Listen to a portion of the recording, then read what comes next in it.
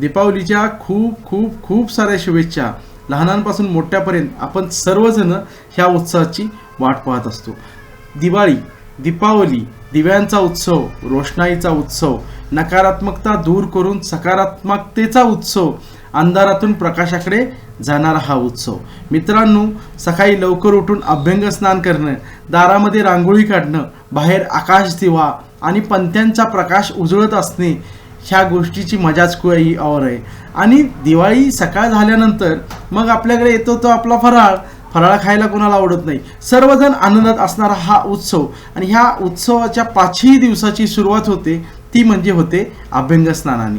आणि अभ्यंग स्नानामध्ये सर्वात महत्त्वाचा घटक येतो तो म्हणजे उठणे.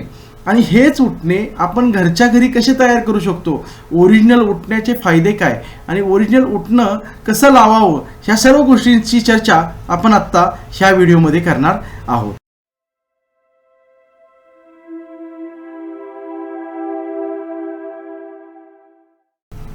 अभ्यंग स्नानासाठी तयार करायचं उठणं हे आपण घरच्या घरी कसं तयार करू शकतो हे आता आपण पाहूयात. तर यासाठी आपल्याला सर्वात पहिल्यांदा लागणार आहे चंदन 150 ग्रॅम, आंबे हळद 50 ग्रॅम, दारू हळद 50 ग्रॅम.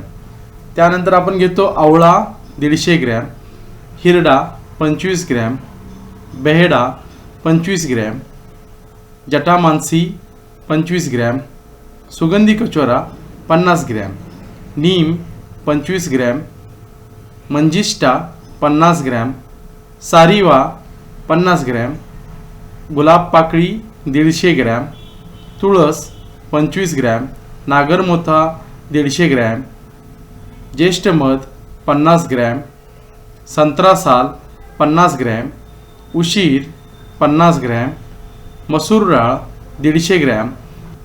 ही सर्व मिळून 18 प्रकारची आयुर्वेदिक औषधी चूर्ण जी उठण्यामध्ये आपल्या शरीरासाठी, आपल्या त्वचेसाठी खूप चांगले काम करतात अशी आपण घेतो. हे घेतल्यानंतर हे तुम्हाला जवळच्या आयुर्वेदिक दुकानातून आरामशीर सर्व चूर्ण मिळून जातील.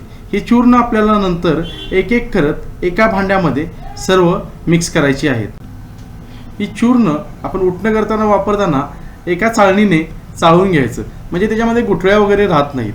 आणि हे जे उठणं आहे ते आपण लहानांपासून मोठ्यापर्यंत सर्वजण वापरू शकतो. आयुर्वेदामध्ये याला उद्वर्तन असं म्हटलेलं आहे. 5000 वर्षापूर्वी सुद्धा आयुर्वेदामध्ये ज्यावेळी साबण शॅम्पू नव्हता त्यावेळी आंघोळीसाठी अशाच उठण्याचा वापर केला जायचा, ज्यानं शरीराची दुर्गंधी कमी केली जायची.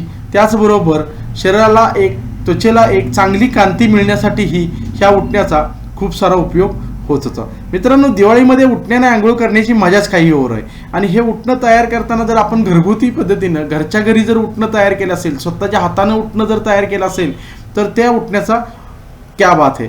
तर मित्रांनो, उठणं वापरताना फक्त दिवाळीलाच वापरलं पाहिजे असं नाही बरं का. आपण हे उठणं वर्षभरही ठेवून वापरू शकतो. आता हे तयार केलेलं उठणं आपण जर मिक्स करताना एका स्टीलच्या डब्यामध्ये घालून ते जर असं दाखवतो त्या पद्धतीने जर मिक्स केलं तर चूर्ण पूर्णतः एकमेकात मिसळली जातात. किती सोप्या पद्धतीनं आपण हे उठणं घरच्या घरी तयार केलं आहे. तर असंच मित्रांनो, आयुर्वेदिक औषधं ओरिजिनल वापरून तुम्हाला आयुर्वेदिक दुकानामध्ये ही औषधं सहजतेने मिळतील.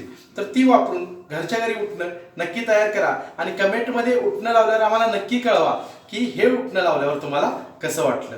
Bye bye, take care, happy Diwali. दिवाळीचा खूप सारा एन्जॉय करा.